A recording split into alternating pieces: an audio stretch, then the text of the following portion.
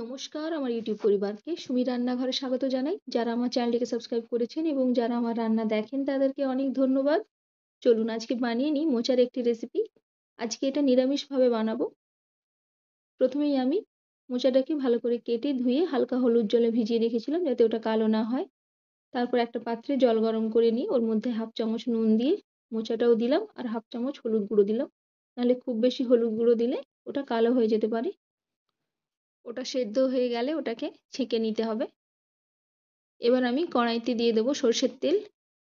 3 চামচ সর্ষের তেল দিয়ে ভালো করে গরম করে নিয়ে ছোট ছোট করে কেটে রেখেছি আলুগুলো, ওগুলো দিয়ে দিলাম। দিয়ে ওটাকে একটু ভালো করে ভেজে নেওয়ার পর ওর মধ্যে দিয়ে দিচ্ছি বেগুনগুলো। ফ্লেমটাকে হাই রেখে বেগুনগুলোকে একটু সামান্য নেড়ে নিয়ে ওটাকে ঢাকনা দিয়ে দেবো যাতে বেগুনগুলো সফট হয়ে যায়। তারপর আবার কিছুক্ষণ ওটাকে ঢাকনা খুলে নিয়ে একটু ভেজে নিতে হবে। ভেজে নেওয়ার পর আমি দিয়ে দিলাম এখানে 2 চামচ আদা বাটা।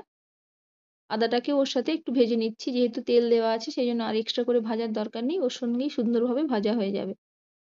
এবারে দিয়ে দিলাম 1 চামচ জিরে গুঁড়ো আর 1 চামচ লাল লঙ্কার গুঁড়ো আর হাফ চামচ হলুদ গুঁড়ো দিয়ে এবার ওটাকে একটু ভালো করে আবার কিছুক্ষণ ধরে ভেজে নিতে হবে। ভেজে নেওয়ার পর এবার ওর মধ্যে আমি দিয়ে দেব যে সেদ্ধ করে রাখা মোচাটা। কিছুক্ষণ মোচার সাথে ওগুলোকে একটু ভালো করে কষিয়ে নিচ্ছি বা ভেজে নিচ্ছি। ভেজে নেওয়ার পর এবার ওর মধ্যে আমি দিয়ে দিব নারকেল কোড়া।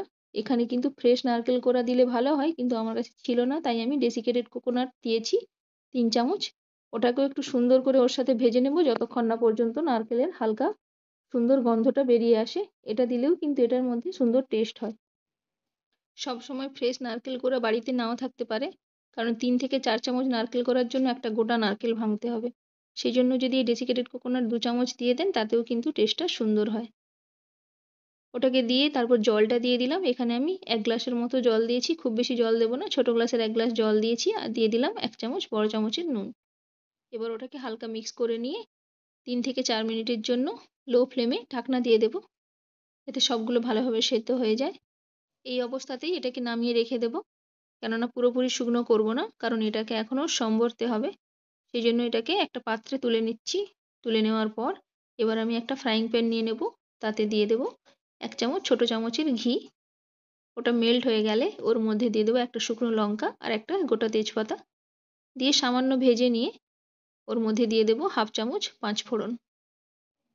ওটাকে সামান্য ভেজে নিয়ে ওর মধ্যে আমি যে তরকারিটা রেখেছি ওটাকে ঢেলে দেবো, দিয়ে ঢাকনাটা দিয়ে দেবো, কারণ ফোড়ন দেওয়ার পর ঢাকনা দিলে কিন্তু এর টেস্টটা সুন্দর হয় এবং ভেতরেই রয়ে যায় ওর যে স্মেলটা।